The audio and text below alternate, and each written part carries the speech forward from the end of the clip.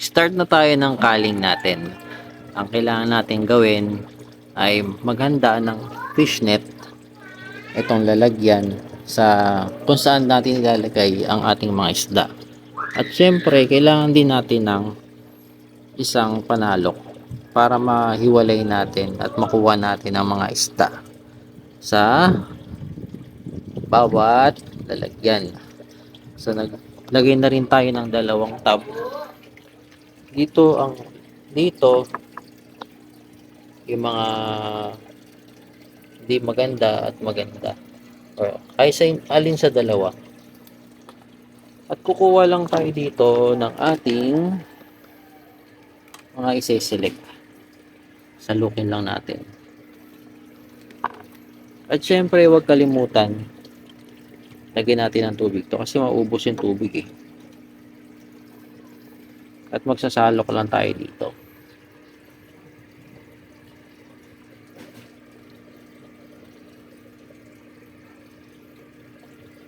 Medyo marami-rami pa to eh.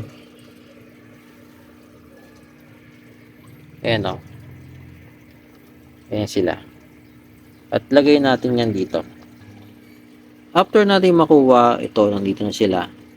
Kailangan lang natin hiwalay ang ating mga isda.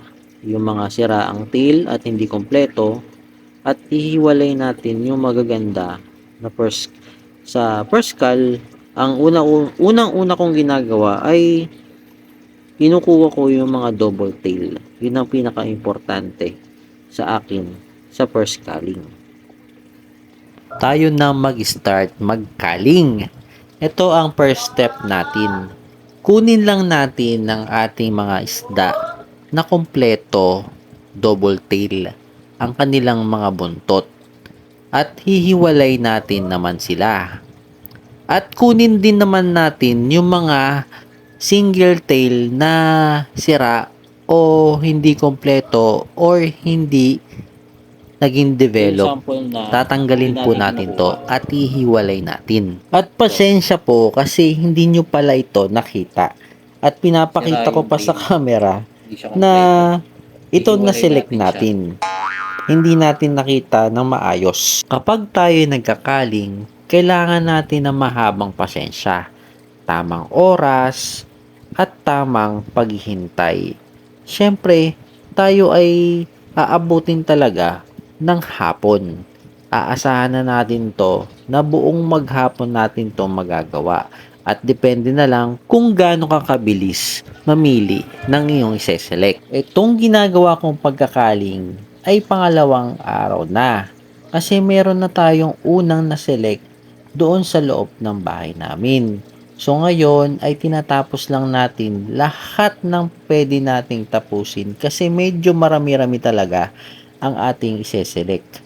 At kailangan nating matapos to para malinisan natin ang ating aquarium at mapalitan na ang tubig. At syempre, tayo ay mag-i-stock water para sa bago nating tubig para naman malinis ang ilalagay natin sa aquarium. So, hindi natin to sasama, iiwalay din natin to.